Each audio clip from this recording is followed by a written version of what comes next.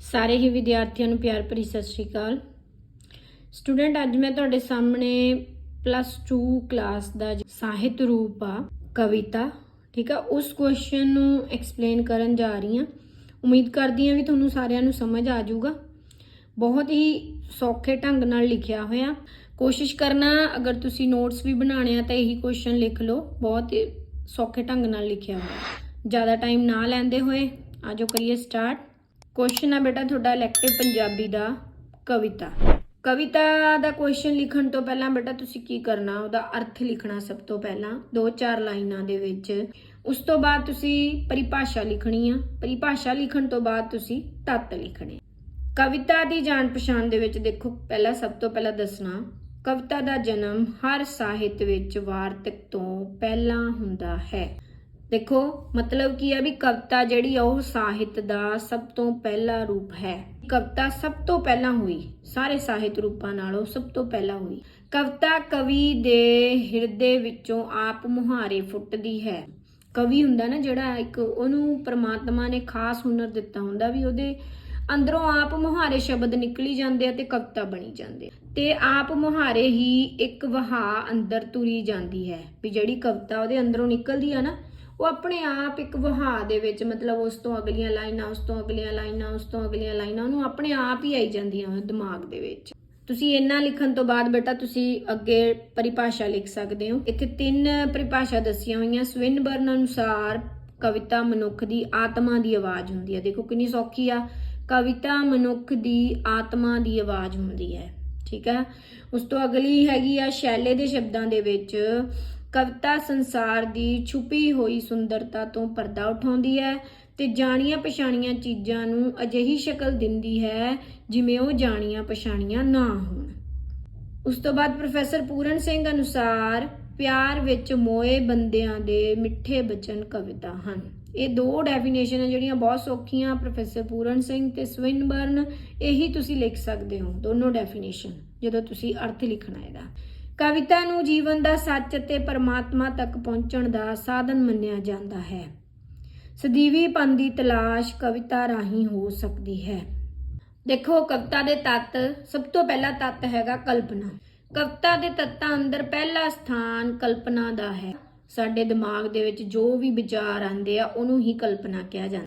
ਕਵੀ ਆਪਣੀ ਖਿਆਲ ਉਡਾਰੀ ਰਾਹੀਂ ਉੱਥੇ ਪਹੁੰਚ ਸਕਦਾ ਹੈ ਜਿੱਥੇ ਆਮ ਇਨਸਾਨ ਪਹੁੰਚਣ ਦੀ ਸੋਚ ਵੀ ਨਹੀਂ ਸਕਦਾ। ਆਪਾਂ ਜਿਹੜੇ ਆਮ ਇਨਸਾਨ ਆ ਉੱਥੇ ਨਹੀਂ ਪਹੁੰਚ ਸਕਦੇ। ਜਿਹੜਾ ਕਵੀ ਆ ਉਹਨੂੰ ਪਰਮਾਤਮਾ ਨੇ ਇੱਕ ਵਿਸ਼ੇਸ਼ ਹੁਨਰ ਬਖਸ਼ਿਆ, ਉਹ ਆਪਣੇ ਖਿਆਲਾਂ ਦੇ ਵਿੱਚ ਉੱਥੇ ਪਹੁੰਚ ਸਕਦਾ, ਠੀਕ ਆ। ਤਾਂ ਹੀ ਉਹਦੇ ਅੰਦਰੋਂ ਉਹ ਸ਼ਬਦ ਨਿਕਲੀ ਜਾਂਦੇ ਆ ਕਵਿਤਾ। ਕਵੀ ਆਪਣੀ ਕਲਪਨਾ ਰਾਹੀਂ ਘਟਨਾਵਾਂ ਜਾਂ ਚੀਜ਼ਾਂ ਦੇ ਡੂੰਘੇ ਅਰਥ ਤਲਾਸ਼ ਕਰ ਲੈਂਦਾ ਹੈ ਤੇ ਉਹ ਆਲੇ ਦੁਆਲੇ ਤੋਂ ਜੀਵਨ ਦੀਆਂ ਡੂੰਘੀਆਂ ਸੱਚਾਈਆਂ ਤਲਾਸ਼ ਕਰਕੇ ਉਹਨਾਂ ਨੂੰ ਆਮ ਲੋਕਾਂ ਤੱਕ ਪਹੁੰਚਾਉਂਦਾ ਹੈ। ਇਹ ਹੋ ਗਿਆ ਬੇਟਾ ਤੁਹਾਡਾ ਪਹਿਲਾ ਤੱਤ ਕਲਪਨਾ। ਯਾਦ ਰੱਖਣਾ ਕਲਪਨਾ ਜ਼ਰੂਰੀ ਹੈ ਕਵਿਤਾ ਲਿਖਣ ਲਈ, ਠੀਕ ਆ। ਜੇ ਸੋਚ ਹੀ ਨਹੀਂ ਹੋਊਗੀ ਕਵਿਤਾ ਕਿੱਦਾਂ ਲਿਖੀ ਜਾਊਗੀ। ਕਲਪਨਾ ਕੀ ਆ? ਸਾਡੀ ਸੋਚ, ਵਿਚਾਰ। ਦੇਖੋ ਬੇਟਾ ਉਸ ਤੋਂ ਅਗਲਾ ਪੁਆਇੰਟ ਆ ਜਜ਼ਬਾ ਜਾਂ ਬਲਬਲਾ। ਕਵਿਤਾ ਵਿਅਕਤੀ ਦੇ ਮਨ ਅੰਦਰਲੇ ਵਲਵਲਿਆਂ ਤੇ ਜਜ਼ਬਿਆਂ ਦਾ ਪ੍ਰਗਟਾਅ ਹੁੰਦੀ ਹੈ ਵੀ ਉਹਦੇ ਮਨ ਦੇ ਅੰਦਰ ਜਿਹੜੇ ਵੀ ਵਿਚਾਰ ਹੁੰਦੇ ਆ ਨਾ, ਜਿਹੜੇ ਵੀ ਕੋਈ ਵਲਵਲੇ ਹੁੰਦੇ ਆ, ਉਹਨਾਂ ਦਾ ਪ੍ਰਗਟਾਅ ਹੁੰਦੀ ਆ ਵੀ ਉਹ ਆਪਣੇ ਮਨ ਦੇ ਵਿਚਾਰਾਂ ਨੂੰ ਕਵਿਤਾ ਰਾਹੀਂ ਲਿਖ ਕੇ ਸਾਡੇ ਸਾਹਮਣੇ ਪੇਸ਼ ਕਰਦਾ ਕਵੀ। ਜਿਹੜੀ ਕਵਿਤਾ ਜਜ਼ਬੇ ਦੇ ਪੱਖ ਤੋਂ ਕਮਜ਼ੋਰ ਹੁੰਦੀ ਆ, ਵੀ ਜਿਹਦੇ ਵਿੱਚ ਉਸ ਕਵੀ ਦੇ ਮਨ ਦੇ ਵਿਚਾਰ ਘੱਟ ਹੁੰਦੇ ਆ, ਜਿਹੜੀ ਕਵਿਤਾ ਦੇ ਵਿੱਚ ਉਹਦਾ ਪੱਧਰ ਕਦੇ ਵੀ ਉੱਚਾ ਨਹੀਂ ਹੋ ਸਕਦਾ। ਜਿੰਨਾ ਜ਼ਿਆਦਾ ਕੋਈ ਜਜ਼ਬਾਤੀ ਹੁੰਦਾ ਹੈ ਉਨੀ ਚੰਗੀ ਕਵਿਤਾ ਉਹ ਲਿਖ ਸਕਦਾ ਹੈ, ਠੀਕ ਆ। ਵੀ ਕਵੀ ਦਾ ਜਜ਼ਬਾਤੀ ਹੋਣਾ ਬਹੁਤ ਜ਼ਰੂਰੀ ਆ। ਜਜ਼ਬਾਤੀ ਮਤਲਬ ਸੰਵੇਦਨਸ਼ੀਲ ਹੋਣਾ। ਉਸ ਤੋਂ ਅਗਲਾ ਪੁਆਇੰਟ ਹੈਗਾ ਬੇਟਾ ਤਾਲ ਜਾਂ ਰਿਦਮ। ਪਹਿਲਾ ਪੁਆਇੰਟ ਸੀਗਾ ਕਲਪਨਾ, ਦੂਜਾ ਪੁਆਇੰਟ ਜਜ਼ਬਾ ਜਾਂ ਬਲਬਲਾ, ਤੀਸਰਾ ਪੁਆਇੰਟ ਤਾਲ ਜਾਂ ਰਿਦਮ। ਦੇਖੋ ਕਵਿਤਾ ਅੰਦਰ ਤਾਲ ਜਾਂ ਰਿਦਮ ਦਾ ਮਹੱਤਵਪੂਰਨ ਸਥਾਨ ਹੁੰਦਾ ਹੈ। ਇਹ ਰਿਦਮ ਦੇ ਸਹਾਰੇ ਤੋਂ ਬਿਨਾਂ ਸਰੋਤੇ ਜਾਂ ਪਾਠਕ ਨੂੰ ਅਪੀਲ ਨਹੀਂ ਕਰ ਸਕਦੀ, ਠੀਕ ਆ। ਵੀ ਕੀ ਆ ਉਹਦੇ ਵਿੱਚ ਇੱਕ ਲੈਅ ਹੋਣੀ ਚਾਹੀਦੀ ਆ, ਤਾਲ ਹੋਣੀ ਚਾਹੀਦੀ ਆ, ਤਾਂ ਹੀ ਕਵਿਤਾ ਸਾਨੂੰ ਪੜ੍ਹਨ ਨੂੰ ਵੀ ਚੰਗੀ ਲੱਗਦੀ ਆ। ਕਵਿਤਾ ਬਾਰੇ ਕਿਹਾ ਜਾਂਦਾ ਹੈ ਵੀ ਇਹ ਛੰਦ ਤੋਂ ਬਿਨਾਂ ਤਾਂ ਚੰਗੀ ਲੱਗ ਸਕਦੀ ਆ, ਪਰ ਰਿਦਮ ਤੋਂ ਬਿਨਾਂ ਨਹੀਂ ਚੰਗੀ ਲੱਗ ਸਕਦੀ। ਕਿਉਂਕਿ ਹੁਣ ਅੱਜ ਕੱਲ੍ਹ ਆ ਜਿਹੜੇ ਉਹ ਛੰਦ ਵਾਲੀ ਕਵਿਤਾ ਨਹੀਂ ਲਿਖਦੇ, ਅੱਜ ਕੱਲ੍ਹ ਖੁੱਲੀ ਕਵਿਤਾ ਲਿਖੀ ਜਾਂਦੀ ਆ। ਇਸ ਲਈ ਕਿਹਾ ਹੋਇਆ ਵੀ ਕਵਿਤਾ ਜਿਹੜੀ ਉਹ ਛੰਦ ਤੋਂ ਬਿਨਾਂ ਤਾਂ ਚੰਗੀ ਲੱਗ ਸਕਦੀ ਆ, ਪਰ ਜੇ ਉਹਦੇ ਵਿੱਚ ਤਾਲ ਨਾ ਹੋਵੇ, ਰਿਦਮ ਨਾ ਹੋਵੇ, ਫਿਰ ਨਹੀਂ ਚੰਗੀ ਲੱਗ ਸਕਦੀ। ਤੁਸੀਂ ਇਸੇ ਤਰ੍ਹਾਂ ਪੁਆਇੰਟ ਲਿਖ ਸਕਦੇ ਹੋ। 3 ਪੁਆਇੰਟ ਹੋ ਗਏ ਬੇਟਾ, ਕਲਪਨਾ, ਜਜ਼ਬਾ ਜਾਂ ਬਲਬਲੇ, ਤਾਲ ਜਾਂ ਰਿਦਮ। ਚੌਥਾ ਪੁਆਇੰਟ ਹੈਗਾ ਪ੍ਰਵਾਹ। ਦੇਖੋ ਪ੍ਰਵਾਹ ਦਾ ਕੀ ਮਤਲਬ ਆ, ਵੀ ਜਿਹੜੀ ਕਵਿਤਾ ਨਾ ਜਿੱਦਾਂ ਇੱਕ ਨਦੀ ਹੁੰਦੀ ਆ, ਉਹ ਆਪਣੀ ਲੈਅ ਦੇ ਵਿੱਚ ਬਹਿੰਦੀ ਜਾਂਦੀ ਹੈ, ਰੁਕਦੀ ਨਹੀਂ ਨਾ ਕਿਸੇ ਪਾਸੇ। ਇਸੇ ਤਰ੍ਹਾਂ ਕਵਿਤਾ ਹੁੰਦੀ ਆ, ਵੀ ਕਵਿਤਾ ਦੇ ਵਿੱਚ ਪਹਿਲਾ ਪੈਰਾ ਹੋ ਗਿਆ, ਫਿਰ ਅਗਲਾ ਪੈਰਾ, ਫਿਰ ਉਸ ਤੋਂ ਅਗਲਾ ਪੈਰਾ, ਇਸ ਤਰ੍ਹਾਂ ਇੱਕ ਵਹਾਅ ਹੋਣਾ ਚਾਹੀਦਾ ਉਹਦਾ। ਕਵਿਤਾ ਅੰਦਰ ਪ੍ਰਵਾਹ ਦਾ ਹੋਣਾ ਜ਼ਰੂਰੀ ਹੈ ਅਤੇ ਇਸ ਨੂੰ ਪੜ੍ਹਨ ਤੇ ਇਹ ਮਹਿਸੂਸ ਹੋਵੇ ਕਿ ਜਿਵੇਂ ਕੋਈ ਨਦੀ ਜਾਂ ਝਰਨਾ ਆਪਣੇ ਕੁਦਰਤੀ ਵਹਾਅ ਵਿੱਚ ਬਿਨਾਂ ਰੋਕ ਟੋਕ ਦੇ ਤੁਰਿਆ ਜਾਂਦਾ ਹੈ। ਜਿਸ ਕਵਿਤਾ ਵਿੱਚ ਆਪ ਮੁਹਾਰਾਪਨ ਨਹੀਂ ਹੁੰਦਾ, ਉਹ ਕਵਿਤਾ ਕਦੇ ਵੀ ਉੱਚ ਦਰਜੇ ਦੀ ਨਹੀਂ ਹੋ ਸਕਦੀ। ਜਿਵੇਂ ਬੇਟਾ ਨਦੀ ਦੇ ਵਿੱਚ ਇੱਕ ਪ੍ਰਵਾਹ ਹੁੰਦਾ ਨਾ, ਲਗਾਤਾਰ ਬਹਿੰਦੀ ਜਾਂਦੀ ਹੈ, ਇਸੇ ਤਰ੍ਹਾਂ ਕਵਿਤਾ ਦੇ ਵਿੱਚ ਵੀ ਇਸ ਤਰ੍ਹਾਂ ਦਾ ਪ੍ਰਵਾਹ ਹੋਣਾ ਚਾਹੀਦਾ ਵੀ ਉਹ ਲਗਾਤਾਰ ਜਿਹੜੀ ਆ ਆਪ ਮੁਹਾਰੇ ਹੀ ਅੱਗੇ ਤੋਂ ਅੱਗੇ ਤੁਰੀ ਜਾਵੇ। ਉਸ ਤੋਂ ਅਗਲਾ ਪੁਆਇੰਟ ਹੈਗਾ ਬਿੰਬ। ਹੁਣ ਬਿੰਬ ਕੀ ਹੁੰਦਾ? ਕਵਿਤਾ ਵਿੱਚ ਬਿੰਬ ਦਾ ਹੋਣਾ ਬਹੁਤ ਜ਼ਰੂਰੀ ਹੈ। ਥੋੜਾ ਕਹਿ ਕੇ ਡੂੰਘਾਈ ਵਿੱਚ ਜਾ ਕੇ ਗੱਲ ਸਮਝਾਉਣ ਲਈ ਅੱਖਾਂ ਦੇ ਸਾਹਮਣੇ ਕਿਸੇ ਘਟਨਾ ਦਾ ਚਿੱਤਰ ਖਿੱਚ ਦੇਣ ਲਈ ਬਿੰਬਾਂ ਦੀ ਲੋੜ ਹੁੰਦੀ ਹੈ। ਬਿੰਬ ਇੰਦਰੀਆਂ ਦੇ ਮਾਧਿਅਮ ਰਾਹੀਂ, ਗਿਆਨ ਇੰਦਰੀਆਂ ਜਿਨ੍ਹਾਂ ਤੋਂ ਸਾਨੂੰ ਕਿਸੇ ਚੀਜ਼ ਦਾ ਗਿਆਨ ਹੁੰਦਾ ਉਹਨੂੰ ਇੰਦਰੀਆਂ ਕਹਿੰਦੇ ਆ, ਠੀਕ ਆ। ਇੰਦਰੀਆਂ ਦੇ ਮਾਧਿਅਮ ਰਾਹੀਂ ਅਧਿਆਤਮਕ ਤੇ ਬੌਧਿਕ ਸੱਚਾਈਆਂ ਉੱਪਰ ਪਹੁੰਚਣਾ ਮਾਰਗ ਹੁੰਦਾ ਹੈ। ਇੱਕ ਐਗਜ਼ਾਮਪਲ ਮੈਂ ਤੁਹਾਨੂੰ ਦੱਸ ਰਹੀ ਹਾਂ, ਭਾਈ ਵੀਰ ਸਿੰਘ ਦੀ ਇੱਕ ਕਵਿਤਾ ਵਾ, ਧੋਬੀ ਕੱਪੜੇ ਧੋਂਦਿਆਂ ਵੀਰਾ ਹੋ ਹੁਸ਼ਿਆਰ, ਪਿਛਲੇ ਪਾਸੇ ਆ ਰਿਹਾ ਮੂੰਹ ਅੱਡੀ ਸੰਸਾਰ। ਇੱਥੇ ਕੀ ਹੈ, ਜਿਹੜਾ ਕੱਪੜੇ ਧੋ ਰਿਹਾ ਉਹ ਧੋਬੀ ਦਾ ਬਿੰਬ ਹੈ ਤੇ ਮੂੰਹ ਅੱਡੇ ਹੋਏ ਸੰਸਾਰ ਮਗਰਮੱਛ ਦਾ ਬਿੰਬ ਹੈ। ਉਸ ਤੋਂ ਬਾਅਦ ਅਗਲਾ ਪੁਆਇੰਟ ਹੈਗਾ ਛੰਦ। ਉਸ ਤੋਂ ਅਗਲਾ ਪੁਆਇੰਟ ਹੈਗਾ ਬੇਟਾ ਛੰਦ। ਛੰਦ ਕੀ ਆ? ਪੁਰਾਤਨ ਵਿਦਵਾਨਾਂ ਅਨੁਸਾਰ ਛੰਦ ਦੀ ਲੋੜ ਕਵਿਤਾ ਦੇ ਸੰਬੰਧ ਵਿੱਚ ਪੈਂਦੀ ਹੈ। ਛੰਦ ਕਵਿਤਾ ਅੰਦਰ ਇੱਕ ਪ੍ਰਕਾਰ ਦਾ ਸੰਤੁਲਨ ਲਿਆਉਂਦਾ ਹੈ ਤੇ ਜਜ਼ਬਿਆਂ ਨੂੰ ਲਗਾਮ ਪਾਉਂਦਾ ਹੈ। ਅੱਜ ਦੇ ਲੇਖਕ ਖੁੱਲੀ ਕਵਿਤਾ ਲਿਖਦੇ ਹਨ ਜਿਸ ਵਿੱਚ ਛੰਦਾਂ ਦੀ ਕੈਦ ਨਹੀਂ ਹੁੰਦੀ। ਜਿਹੜੀਆਂ ਪੁਰਾਤਨ ਵਿਦਵਾਨ ਸੀਗੇ ਨਾ, ਉਹ ਛੰਦਾਂ ਦੀ ਵਰਤੋਂ ਕਰਦੇ ਸੀ, ਪਰ ਜਿਹੜੇ ਹੁਣ ਆਧੁਨਿਕ ਕਵੀ ਆ ਇਹ ਨਹੀਂ ਕਰਦੇ ਹੈਗੇ। ਛੰਦ ਕੀ ਆ? ਛੰਦ ਜੇ ਛੰਦਾਂ ਦੇ ਅਨੁਸਾਰ ਕਵਿਤਾ ਲਿਖੀ ਜਾਂਦੀ ਹੈ ਤਾਂ ਉਹ ਕਵਿਤਾ ਦੇ ਵਿੱਚ ਇੱਕ ਸੰਤੁਲਨ ਲਿਆਉਂਦਾ ਹੈ, ਉਹਦੇ ਵਿੱਚ ਜਜ਼ਬਿਆਂ ਨੂੰ ਲਗਾਮ ਲਗਾ ਦਿੰਦਾ। ਮਤਲਬ ਇਹ ਨਹੀਂ ਵੀ ਜੋ ਮਨ ਵਿੱਚ ਆਇਆ ਲਿਖੀ ਜਾਓ, ਠੀਕ ਆ। ਉਹਦੇ ਵਿੱਚ ਥੋੜੀ ਜਿਹੇ ਰੂਲਸ ਹੁੰਦੇ ਆ ਜਿਨ੍ਹਾਂ ਦੇ ਅਨੁਸਾਰ ਕਵਿਤਾ ਲਿਖਣੀ ਚਾਹੀਦੀ। ਉਸ ਤੋਂ ਬਾਅਦ ਅਗਲਾ ਪੁਆਇੰਟ ਹੈਗਾ ਭਾਸ਼ਾ। ਹੁਣ ਦੇਖੋ ਬੇਟਾ, ਭਾਸ਼ਾ ਦੀ ਉਚਿਤ ਵਰਤੋਂ ਵੀ ਕਵਿਤਾ ਲਈ ਬਹੁਤ ਜ਼ਰੂਰੀ ਹੈ, ਠੀਕ ਆ। ਜੇਕਰ ਕਵਿਤਾ ਠੀਕ ਭਾਸ਼ਾ ਵਿੱਚ ਲਿਖੀ ਜਾਵੇ ਤਾਂ ਬਹੁਤ ਪਸੰਦ ਕੀਤੀ ਜਾਂਦੀ ਆ ਤੇ ਪੜ੍ਹਨ ਸੁਣਨ ਵਾਲਿਆਂ ਨੂੰ ਅਪੀਲ ਕਰਦੀ ਆ। ਭਾਸ਼ਾ ਕਵਿਤਾ ਵਿੱਚ ਇੱਕ ਪ੍ਰਕਾਰ ਦਾ ਚਮਤਕਾਰ ਪੈਦਾ ਕਰਦੀ ਹੈ ਜਿਸ ਨਾਲ ਪੜ੍ਹਨ ਵਾਲਿਆਂ ਨੂੰ ਤੇ ਸੁਣਨ ਵਾਲਿਆਂ ਦੇ ਉੱਪਰ ਬਹੁਤ ਚੰਗਾ ਪ੍ਰਭਾਵ ਪੈਂਦਾ ਹੈ। ਭਾਸ਼ਾ ਦੀ ਇੰਪੋਰਟੈਂਸ ਤਾਂ ਤੁਹਾਨੂੰ ਪਤਾ ਲੱਗ ਹੀ ਗਈ, ਠੀਕ ਆ। ਭਾਸ਼ਾ ਕਿਸੇ ਵੀ ਚੀਜ਼ ਲਈ ਬਹੁਤ ਹੀ ਜ਼ਰੂਰੀ ਆ। ਉਸ ਤੋਂ ਅਗਲਾ ਪੁਆਇੰਟ ਹੈਗਾ ਬੇਟਾ ਅਲੰਕਾਰ। ਦੇਖੋ ਬੇਟਾ, ਅਲੰਕਾਰ ਇੱਕ ਤਰ੍ਹਾਂ ਨਾਲ ਗਹਿਣੇ ਹੁੰਦੇ ਆ। ਜਿਸ ਤਰ੍ਹਾਂ ਮਨੁੱਖ ਆਪਣੇ ਆਪ ਨੂੰ ਸੁੰਦਰ ਬਣਾਉਣ ਲਈ ਗਹਿਣਿਆਂ ਦੀ ਵਰਤੋਂ ਕਰਦਾ, ਉਸੇ ਤਰ੍ਹਾਂ ਜਿਹੜਾ ਕਵੀ ਹੁੰਦਾ ਉਹ ਕਵਿਤਾ ਨੂੰ ਸੁੰਦਰ ਬਣਾਉਣ ਲਈ ਅਲੰਕਾਰਾਂ ਦੀ ਵਰਤੋਂ ਕਰਦਾ। ਅਲੰਕਾਰਾਂ ਦੀ ਵਰਤੋਂ ਨਾਲ ਕਵਿਤਾ ਅੰਦਰ ਜਾਨ ਆਉਂਦੀ ਹੈ। ਪੱਛਮੀ ਵਿਦਵਾਨ ਲੁਕ ਸਿੱਖਾਂ ਆਖਦਾ ਹੈ, ਉਪਮਾ ਤੇ ਰੂਪਕ ਤੋਂ ਸੱਖਣੀ ਸ਼ੈਲੀ ਮੈਨੂੰ ਇਉਂ ਜਾਪਦੀ ਹੈ ਜਿਵੇਂ ਸੂਰਜ ਦੀ ਰੋਸ਼ਨੀ ਤੋਂ ਹੀਣਾ ਦਿਨ ਤੇ ਪੰਛੀਆਂ ਤੋਂ ਸੱਖਣਾ ਜੰਗਲ ਹੋਵੇ।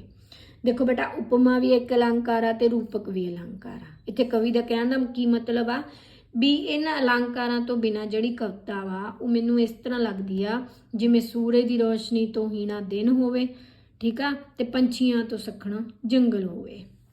ਉਸ ਤੋਂ ਅਗਲਾ ਪੁਆਇੰਟ ਆ ਬੇਟਾ ਪ੍ਰਤੀਕ। ਜਿਹੜੇ ਕਾਵ ਚਿੰਨ੍ਹ ਕਸ-ਕਸ ਕੇ ਲੋਕਾਂ ਵਿੱਚ ਹਰਮਨ ਪਿਆਰੇ ਹੋ ਜਾਂਦੇ ਆ ਉਹਨਾਂ ਨੂੰ ਪ੍ਰਤੀਕ ਆਖਦੇ ਹਨ, ਠੀਕ ਆ। ਪ੍ਰਤੀਕ ਕਵਿਤਾ ਦੀ ਜਿੰਦ ਜਾਨ ਹੁੰਦੇ ਹਨ। ਜਿਵੇਂ ਦੇਖੋ ਇੱਥੇ ਐਗਜ਼ਾਮਪਲ ਲਿਖੀ ਆ, 2 ਟੋਟਿਆਂ ਵਿੱਚ ਭੌਂ ਟੁੱਟੀ, ਇੱਕ ਮਹਿਲਾਂ ਦੀ, ਇੱਕ ਢੋਕਾਂ ਦੀ, 2 ਧੜਿਆਂ ਵਿੱਚ ਖਲਕਤ ਵੰਡੀ, ਇੱਕ ਲੋਕਾਂ ਦੀ, ਇੱਕ ਜੋਕਾਂ ਦੀ। ਦੇਖੋ ਬੇਟਾ, ਇਹਦੇ ਵਿੱਚ ਕੀ ਆ, ਕਵੀ ਨੇ ਦੇਖੋ ਇਹਦੇ ਵਿੱਚ ਸ਼ਬਦ ਵਰਤੇ ਆ ਮਹਿਲਾਂ, ਢੋਕਾਂ, ਜੋਕਾਂ, ਠੀਕ ਆ। ਇਹ ਬਹੁਤ ਇਹ ਵੱਡੇ ਸ਼ਬਦਾਂ ਲਈ ਉਹਨੇ ਇੱਕ ਇੱਕ ਸ਼ਬਦ ਵਰਤ ਲਿਆ ਕਵੀ ਨੇ। ਜਿਵੇਂ ਦੇਖੋ ਮਹਿਲਾਂ ਸ਼ਬਦ ਵਰਤਿਆ ਉਹਨੇ, ਮਹਿਲਾਂ ਵਿੱਚ ਰਹਿਣ ਵਾਲੇ ਧਨੀ ਲੋਕਾਂ ਦੀ ਥਾਂ ਤੇ, ਠੀਕ ਆ।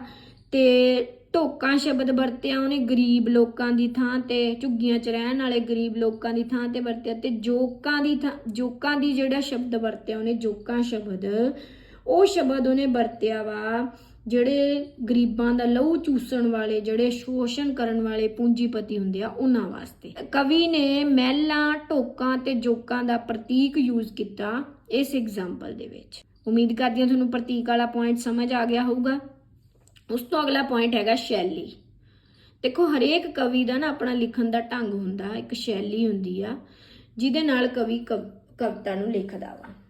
ਹਰੇਕ ਕਵੀ ਦਾ ਆਪਣਾ ਲਿਖਣ ਢੰਗ ਹੁੰਦਾ। ਜੇਕਰ ਕੋਈ ਦੋ ਕਵੀ ਕਿਸੇ ਇੱਕ ਗੱਲ ਨੂੰ ਲੈ ਕੇ ਕਵਿਤਾ ਲਿਖਣ ਤਾਂ ਦੋਹਾਂ ਦੀ ਕਵਿਤਾ ਦੀ ਨੁਹਾਰ ਵੱਖਰੀ ਹੋਵੇਗੀ, ਠੀਕ ਹੈ ਵੀ। ਜੇ ਦੋ ਕਵੀ ਇੱਕੋ ਹੀ ਗੱਲ ਨੂੰ ਲੈ ਕੇ ਕਵਿਤਾ ਲਿਖਣ ਤਾਂ ਉਹਨਾਂ ਦੋਨਾਂ ਦਾ ਲਿਖਣ ਦਾ ਢੰਗ ਅਲੱਗ-ਅਲੱਗ ਹੋਊਗਾ।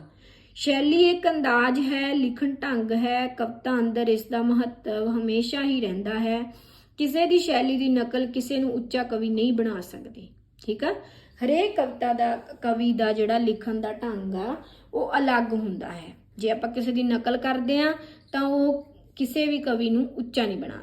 ਉਸ ਤੋਂ ਬਾਅਦ ਬੇਟਾ ਸਿੱਟੇ ਵਜੋਂ ਅਸੀਂ ਕਹਿ ਸਕਦੇ ਹਾਂ ਕਿ ਕਵਿਤਾ ਮਨੁੱਖ ਦੇ ਧੁਰ ਅੰਦਰ ਦੀ ਆਵਾਜ਼ ਹੈ। ਜੋ ਕੁਝ ਮਨੁੱਖ ਦੇ ਅੰਦਰ ਹੁੰਦਾ ਹੈ ਉਹ ਆਪ ਮੁਹਾਰੇ ਬਾਹਰ ਵੱਲ ਮੂੰਹ ਕਰ ਲੈਂਦਾ ਹੈ।